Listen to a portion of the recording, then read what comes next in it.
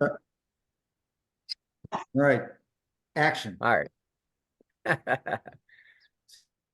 Talked about the last call that our conversation this month was going to be about those things that we do pre-morning or even pre-week, that prep work that we do to keep our energies high. You know, when you're seeing hundreds of people a day for years, for years, right? Years. There's an attrition there or a friction rub. We can safely say that those people that we stand in front of all day, every day, energy flows to a void. And I think if we're honest, they have the bigger void or the bigger cup to fill than we do most of the time. I mean, there's our occasional patient that's high energy, right? They're reading the right stuff, they're doing whatever.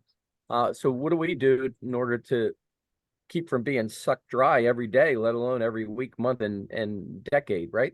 Correct. So so what is it? Because if you don't, you're warned to know. And you hear people say I'm burned out, right? Yeah. Yeah, I guess that's the right term, burned out. You've been sucked dry, but that's your fault, right? You're the one that has to look in the mirror and say, all right, how did I let this happen? Not blaming on the patients like we so often do. I know I have. My uncle always said, if you're getting angry with the patients, you need to look in the mirror because it's something that you're doing or not doing. So what is it that, I'll start with Brad.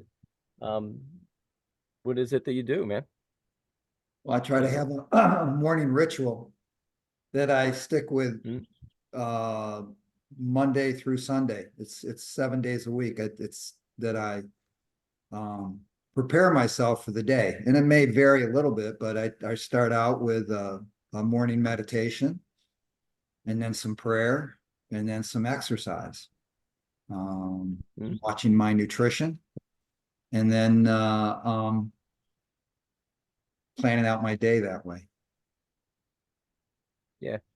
You do something every morning, how that maybe you can describe to us. How many mornings have you done it now? Your meditation. gas. I've been on the map for 1,867 days in a row.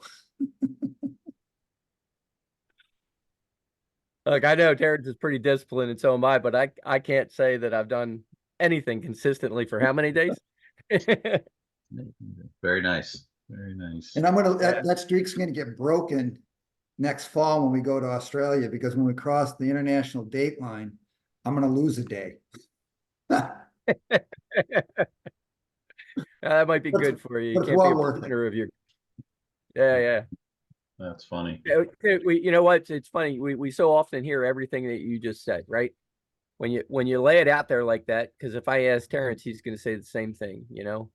I'm going to tell you probably the same thing. It starts with with my eyes open. My first thought is coffee. I'm going to tell you that right up front.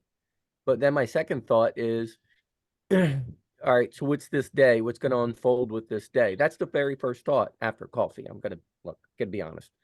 And then it's the gas card, it's prayer or some sort of meditation, and it's exercise, nutrition. It's all the same things, right? Don't we hear it almost sounds contrived, doesn't it? Right. It sounds like it, but it's not. But it's the absolute truth, right? It's the truth. Terrence, when you say the same thing?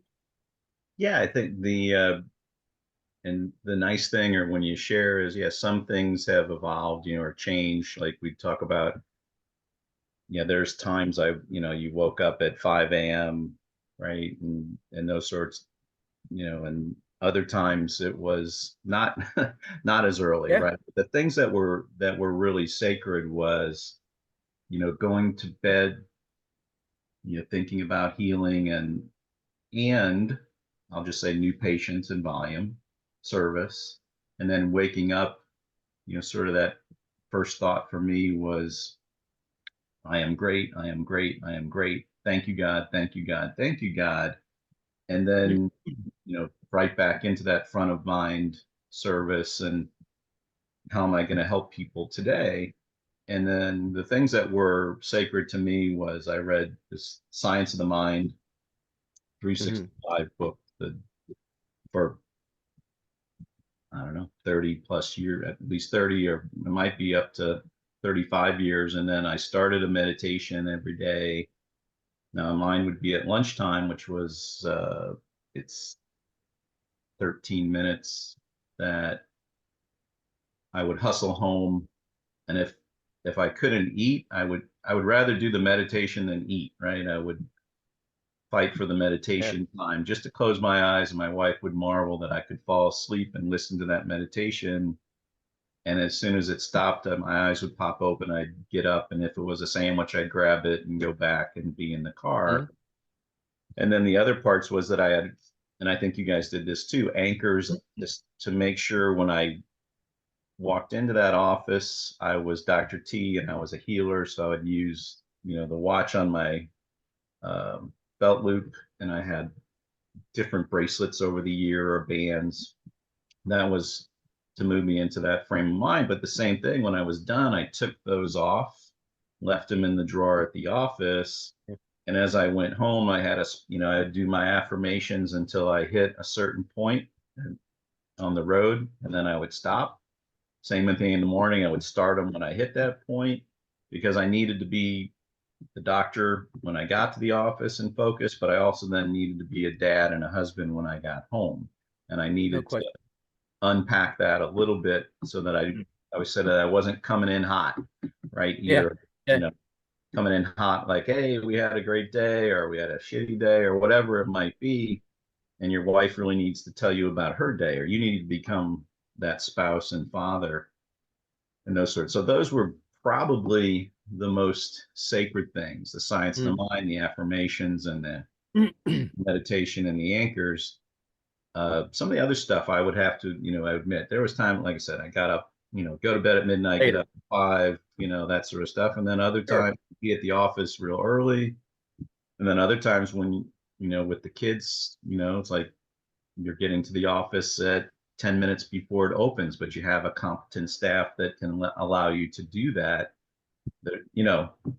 We hear about, oh, get to the office an hour before pay, all those sorts of things. And sometimes that wasn't possible. But Yeah. the things that I could do were affirm and pray and meditate Mhm. and anchor. Those were just very, very sacred aspects of it. Yeah. Uh, yeah. I think I think a couple of my most sacred things, because you're right, it's all cyclical. I do know when I was hitting on all cylinders, though, that's when not so much the volume was up, but the high volume was easy when I was hitting on all cylinders. The Right. new patient flowed much better when I was doing a new patient dance, in the mornings. That was one of the things we did. We did this crazy new patient dance, and new patients would come through. But that was all energy, right? Right. But I know when I started to go sideways or wasn't on point, the thing that always brought me back was one of a couple of books, right? They brought my mindset back. One of my sacred things, Terrence, was I was in the office every morning, at least a half an hour before everybody. That was my quiet meditation time. I could sit on each table. I could think about what the day was going to be like. If I started missing that, then the day was going to go to shit. Absolutely. And the other thing was, same as you, when I got home, if before the meal was over, I talked about something that was negative twice, it had to stop and get handled the next day. Whether it was something a team member did, something a patient did. If I verbalized it 2 or 3 times, it was brought to my attention and had to get handled. But I will tell you, when everything was aligned, and I was doing everything, let's call it the way it should be done. Man, I could surrender in that office and just let everything flow, right? You did all the work before you walked in the office. Now you could just, let the hands go and let the heart go. Then they were good days. And I'm proud to say that I had quite a few of those good days. Yeah. So, Same. Yeah, and on the energy part with people, when I, like you would say, in the flow, that they weren't an energy suck. I actually gained more energy, and that's sort of the Yeah, thing right. with volume is that if you're thinking about it, it's very hard. People, how can you do that, right? That pervert. Well, I don't know. It just those things just happened, or and because you're definitely in the flow and that sort of stuff. In fact, I think the cautionary thing about these rituals is if you are using the rituals thinking that'll get you to volume, that's really not how it works, right? As opposed to finding the rituals that work for you, that make you Yeah, want to use the mindfulness thought process that puts you in the flow. So that's why I knew many people in different trainings or seminars who would have all those tools, Mike. They'd have their book and their meditation, and it was too mental, not natural, for lack of a Mhm. better word. And so they could never figure out, well, I'm doing all these things, why aren't I successful, or why aren't I seeing more people? As opposed to the classic, do what you love and the rest will follow. That Yeah, applies to your rituals too. So that's what I yeah, mean. You have, like, other people would tell me things and you might try to copy it, and you're like, you couldn't maintain it because it wasn't you. It wasn't wasn't you. Yeah, you. yeah, And so you have to, like Brad, we were talking about these seminars, these they have to go so they can anchor something that's going to work for them. And Mhm. I think that's Mhm. difficult for us and give advice, if you're to use the term, because we are trying to shorten the time of other docs to success, and yet they still need to get some of those scars or calluses, but they have to Yeah, just figure it out. I mean, and I think some coaches are guilty of saying, I don't reinvent the wheel, just do what I say. And that's sort of true. yeah, It's like, but you got to make that script your own. Here's a format, but find what works for you, because otherwise yeah. they're just copying you. Mhm. It's hard for it to work. So again, the Yeah, value of these calls are for people to hear and find out what's going to work for them, but they have to try something, Right. right? And it falls yeah, back onto what's your intention. You were talking about the rituals themselves don't drive volume, it's your intention behind it. And the rituals are designed to help prepare you to see the volume and do the things that are necessary to create the new patients, create the retention, create building the team. It's all part of the process of getting you prepared to do that. And you have to have that intention to detail, and everything else will follow. yeah, yeah. Um, I'm thinking about the rituals and everything I did in order to overcome the friction rub. And I think the reality and the clarification for me is when I'm staying intentional, right, from practicing my disciplines and I'm staying intentional, then I think what happens is I'm sucking from the universe, right? And I can never suck all the energy from the universe. So then when I'm seeing all those people and I'm in intention, my energy does go up Right. because I'm drawing from universal intelligence rather than when I'm not staying intentional and the process in the office becomes about me, uh, then I'm allowing those patients to draw from me instead of drawing from the bigger cup which is the universal, right? I think that kind of, for me, that kind of defines what you were just saying, Terrence, that when I'm on point and everything's going well, I feel my energy go up. Well, that's because, you know, I'm tapped into universal intelligence as opposed to just working from my own energy. Correct. That makes sense? Yeah. So just explain, Mike, a little bit what you mean by friction rub. Uh, so, so the friction rub is that conversation, that exchange between you and every single patient. Whether you're handling a confrontation, that somebody's not getting better, even though they've only been there 2 visits, chuckle, chuckle, laugh. but I think even at a 2-3 minute adjustment, there's a give and take of energy. And I think the majority of the time, the energy flows from us to the patient. And that's what I call, it's a bit of a friction rub. When two things rub together, doctor, patient, there's always friction. And I think the friction flow takes from us and gives to them. So that's what I call the friction rub. Okay.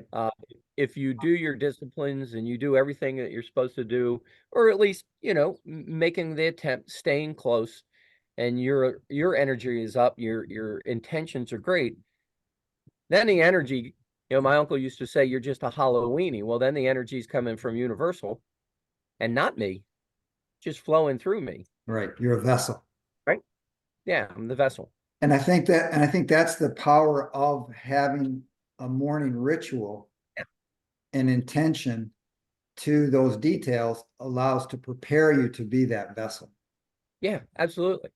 Whether it's, a certain reading, because there are certain readings that get me cranked back up again, they allow me to tap back in. And that's tough to do. It's impossible to do unless touching your intentions, touching universal intelligence is framework by your disciplines, or whatever you want to call them, right? Some people think Right. discipline is a negative word. I don't. But yeah. Yeah, I think the other thing too is, and I know you guys did it, whether you call it your morning huddle or all those different things. How were you, like, for me, it was not so much procedural at the office. Of course, you did do that, but it was really creating the vision for the Yeah. staff to be like, Yep. what is this going to feel like when we see 10 new patients today? How's that going to be when the buses are coming, or the how are you going to walk out of here at the end of the day if we've adjusted 250 people? How are you going to feel, and you're a part of that, constantly creating that vision, and then the why of it, and why not our office? If we don't do it, who Yep. will? All those Right. sorts of things. That was very helpful for me to kind of constantly be talking about that. And that's all I spoke about in the office, was that vision, and why we needed to do it, because nobody else is trying to do it. Nobody's Yeah. really efforting to make that difference. That probably still is one of the best things for me, even just in the office, as little as I am, just when I am there, to try to continue to share that vision, that why, that bigger why, with it, because otherwise things get so, you guys can get so locked up in procedure. Like, people think, oh, hey, Mike, send me your forms, or Yeah. Right. send me what you covered with your staff, or whatever it might be. And some of the coaching programs just get drilled down to all these forms, or turn to page 27 of the manual, or whatever it might be, as opposed to what's in here, and what are you going to deliver out here with these guys. Just so powerful, and you're just kind of tying those pieces together, and you're really doing it for yourself, right? You're saying, it's kind of like a healthcare talk. Yeah, it's for the patient, but it's really for yourself. You're constantly reigniting that fire in you. Like, you can't, get burned out, go light another candle, right? Just Yeah. there's no such thing. If you, I agree. Yeah. Lisa uses the term leveling up a lot, and I learned this lesson really very early in practice. I would go to, a seminar or do a weekend retreat, and I would come back just on fire. Well, she didn't get to go. She was home changing diapers, right? And again, that's a friction rub, because my energy's flowing to hers, and she was the first one to say to me, look, you gotta bring me along, you gotta level me up. Otherwise, it's two are better than one. We're not a team unless I'm there doing the same things with you. And she's right. And that actually, translates to the team too. That's the reason for that morning huddle. That's the reason for taking them to seminars. That's the reason for, doing a training, maybe, most of my trainings were always, a little procedure and a lot of principle, Right. right? Because if I didn't bring them along, then again, that's more friction rub. I agree with you. And you're right. The more I talk to them about chiropractic and the principle, that was for me too, right? Yep. You never get more turned on than when you're turning other people on, right? Correct. At least for me. So Yeah, and it just bounces right back to you then. yeah, it Yeah. does. Yep. Karen, you hit on something very, very important, and I think that is the why. Why do we do anything? And if you start with why, and that's a great book, by the way. Always begin with why. Mhm. Is if you help figure out what your why is and get enough people to follow along, all these things will fall into place. I mean, perfection is unattainable, but if you strive for it, you're going to get excellence out of it. And that's where you're able to see volumes of patients. Yeah. Yep. Or You, remember, you have to agree though. You have to agree though that the attempt for perfection is really, and you've heard me say this, Brad, it's really for production, right? The bottom line is you want more production than you want perfection, but you get more production as you strive for perfection. But Right. there are some guys that's all they do. They forget about that they're trying to touch lives and change people's health and to teach people how to live a better life. They forget that part of it, and then they're creating spreadsheets to create spreadsheets to just reach some sort of perfection. Now, I don't know if that's based in the actual fear of being productive. I'm just saying that perfection is great as long as we remember that we're trying to be there's the end goal is to taking care of people. It's not just to train, right? Okay. yeah, I Great. think like what I would say is it's when the ego gets in the way, people get caught up in production, right? Or uh, and that's the other thing I would say. Back up the why part is that people need to understand too. When we opened our offices, my why was to pay my overhead, right? And it right, it certainly was wrapped up, and I wanted to be a good chiropractor and all those things, but that's and Brad, we were talking about your son learning how to do reports, ask for money, but is it wrapped in the philosophy, art, and science? And I get, and that other leg is business, right? You do want to take care of business, but so often it stops there, and that's where I think a lot of chiropractors stop talking to each other and are participating in things that are going to continue to improve or give them other opportunities for these tools, right? Whatever it might be. We kept going to seminars or trainings or whatever it might be, and you'd learn something and be like, huh, that really fits me, or whatever it might be, whether it's a prayer or Absolutely. affirmation or a technique or all those different things. And it's that pursuit of perfection, but pursuit of improving yourself Mhm. in all levels that kind of is still exciting. I still think that's very exciting. And the other part for me was, for whatever reason, in practice, personally and in practice, I was humbled enough at different points to be like, oh, okay, don't get too full of yourself, because right, there's either smarter people or bigger practices or Mhm. on the better runners. I always said, but best part about running Mike with you guys was you guys were all such better runners and athletes than me. It was like, okay, I'm going to be happy running my own race over here, right? And that's a that's a good thing to know that, but it gives you something to strive for, to be a better, right? You guys inspired me to be a better runner because you were good runners, right?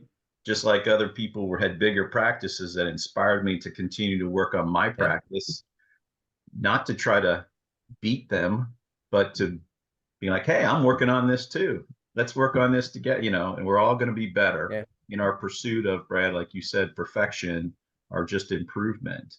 Um, You're trying to set your own PR, whether it's running, whether it's the number of patients you see, whether um Yeah.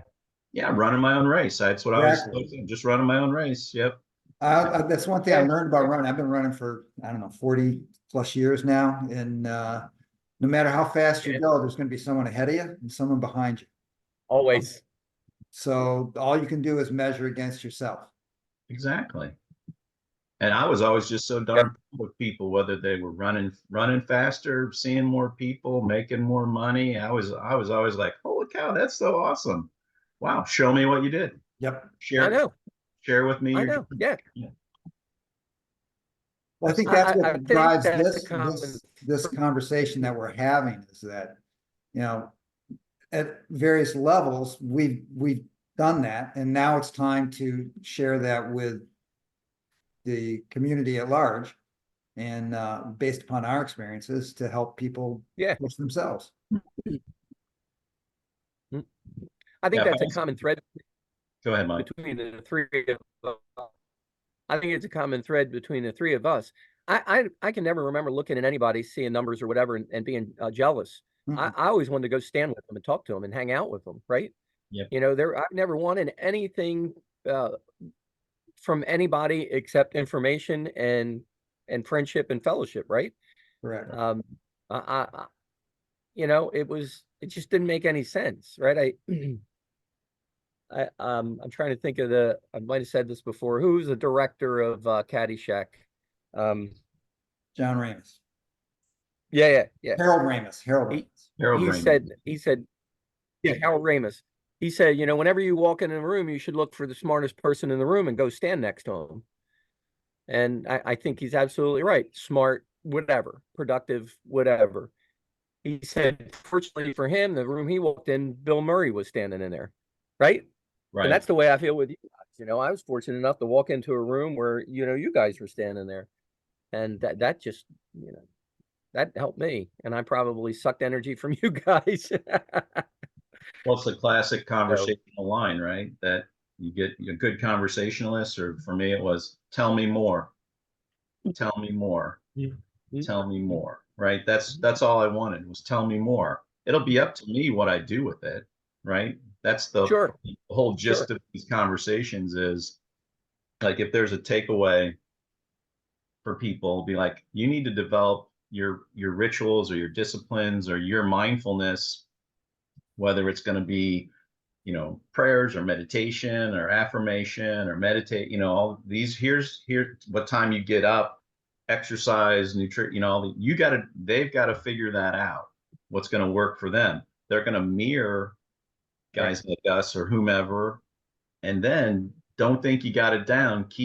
It's got to keep evolving as you keep evolving and growing. Yeah. But what are you going to do to put yourself in the state of energy and service and flow? But we can make suggestions, but that's still the thing. They got to do the work. And same, You got to find just it. trying to open the door for people. It's like here we are.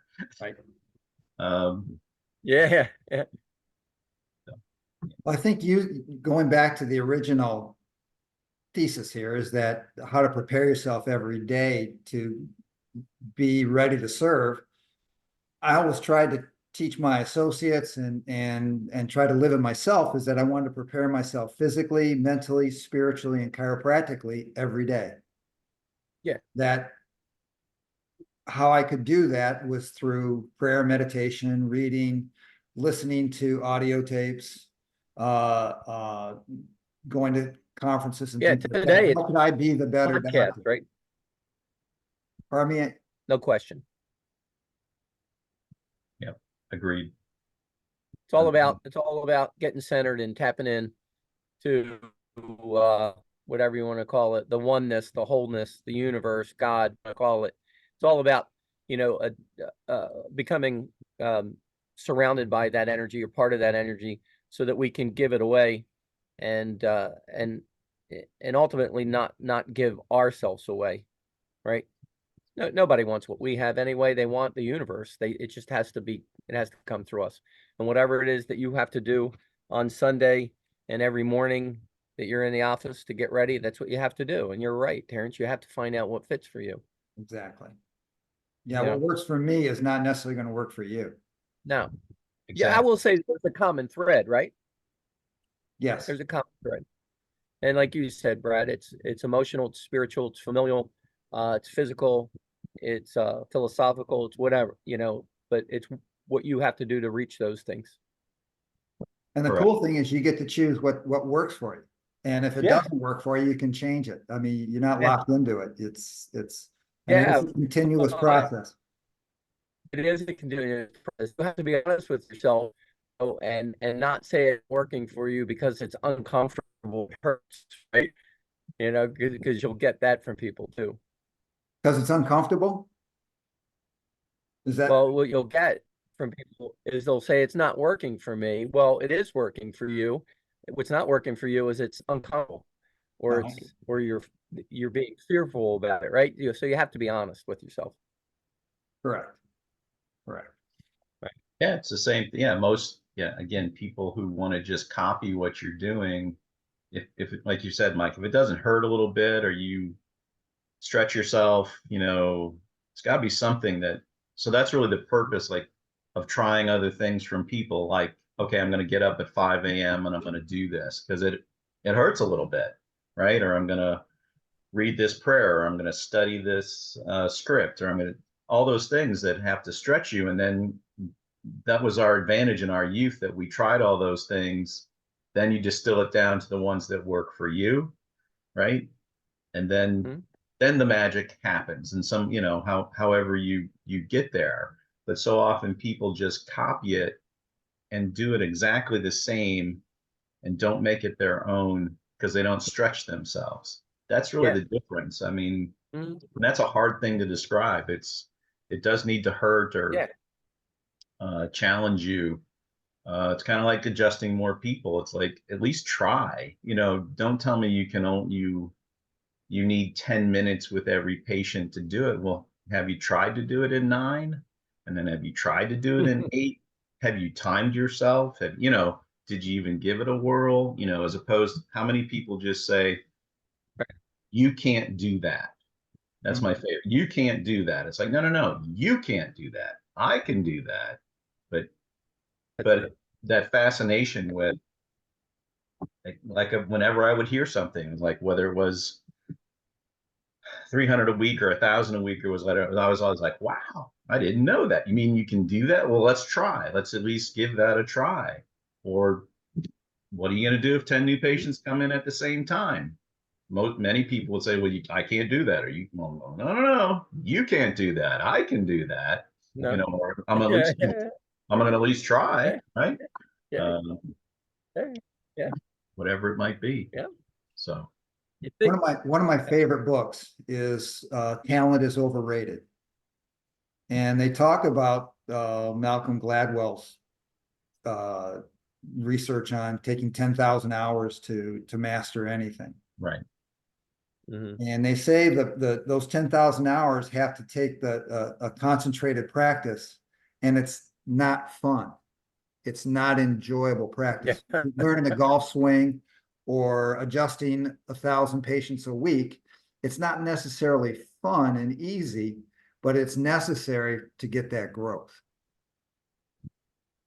Yeah. And then the secret becomes I don't know it's still that mindfulness thing. You have that beginner's mind of doing it, so that you want it, it, you're willing to do it, right? You're willing to do the practice, or you're willing to do the things, Yeah. and it doesn't become hard to do it. It's, yeah, there's an interesting transition there of, uh, yeah, it hurts a little bit, but then you're just willing to do it. There's just like your willingness to meditate every day, your willingness to pray, your willingness to do it. And it doesn't, that's why you got to find your own rhythm, because then it doesn't, I don't want to say it doesn't hurt, but you're doing it, you're enjoying it. I mean, that's such a hard thing, the classic, when you're Yeah. doing the dishes, do the dishes, right? When you're in between the tables, Mike, like you used to talk about, it's like, just be in between the tables. Don't be any place else. When you're having dinner with your family, have dinner with your family. Um, all those things. That's why we all accomplished some parts of what we did. And we all, and actually the three of us probably know the areas we could have done better and could talk about that for hours as well. Absolutely. Yeah, yeah. You know what it is when I read something, I'm trying to get it straight in my head.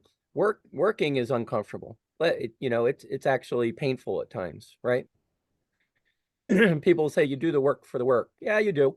But if you work really, really hard, then when you're done, you can look at it and it's joyful looking at what you worked so hard to do. Right. And I think joy, and I won't say working all day in the office didn't have any pleasure. It was pleasurable, but it was hard work. And if you put those two things together at the end of the day or at the end of a race, then that's joyful to look at that. Right. It's a sense of so- accomplishment, a sense of being Yeah, part of giving back to our community and our Yeah. society with the gift that we have. yeah. And Oh, I yeah. think there's pleasure involved in that. And I think there's a lot of hard work and being uncomfortable and even maybe some pain involved. But when the task is accomplished at the end of the day, at the end of a marathon, at the end of a triathlon, at the end of whatever, then there's a sense of joy and accomplishment. And you know what? And you work hard and you look forward to better. Right? Right. Correct. Yeah, it's kind of like Mike, like a little kid, like with your grandkids, probably, that they can work. You can actually see them. Let's say they're coloring something, and their tongue is out, and they're really working hard at it, or they're digging in the sand pit, whatever pile or whatever it might be. But they're really, they're working hard. They're focused. But at the end, there's that moment they step back, and like we did, and like I did that. I did Yeah. that. That's the moment. And the gift for us was, all right, that's Monday. All right, let's go do it again tomorrow. Yet again tomorrow. Yeah. Do it again tomorrow. Yep. Do it again tomorrow. And I think that's something that if I'm proud of anything, is that I went and did it tomorrow for 40 years. Yeah. And I'm less impressed with the guys or gals who had got a big practice for 5 years or 10 years and walked away from it. And yeah, you know what I mean? Yeah, no, I got you. Look, I'd be remiss if I didn't say this about us three. My joy never came from looking at my bank account. My joy I never walked into that office on Monday thinking about how big the checks are going to be, that the end of that week. Never once have I ever done that. Was I proud of that reward? Do I like the money? Yeah, I'm not gonna lie, but I never once was money motivated. And Yep. I can say that about you two too. I know that to be true about you two. So That's an interesting point, Mike, that you bring up, is that one of the things that I've tried to impress upon associates and myself and remind myself of it is you also not only have to be physically, mentally, spiritually strong, you need to be financially strong too. Yeah. Because when you have your finances in order and you're out of debt and you've got money saved, you can look at the patient. You don't look at them as like, that's going to pay my overhead. Obviously, when we start, think about that. But the idea is that this is what I know you need, and this is what you need to pay for it. And you can look at them in the eye and say that without any hesitation, without any worry at all, because you have your financial house in order. Yep. Yeah. Yep. Don't let your finances dictate your philosophy or your kid plan, exactly. or your whatever. So all those things. No, I agree. Oh, cool.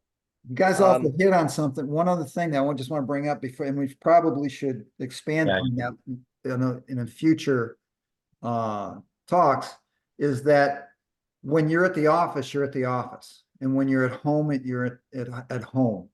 When you're out running, you're out running. You're creating your life based on staying in the present moment rather than thinking about where you should be or what you want to do in another place. So I think that's something we should talk about going forward. Sounds All good. right, well, let's plan and put that in on the agenda for next month's talk, Okay, you know, living in Sounds the good. moment, staying in the present, amongst other things. Yeah, cool. Sounds good. That'll be May I got my 21st. grandbabies. May 21st, good for you guys? Yep. Should be. Is Okay, Yep. that a Tuesday?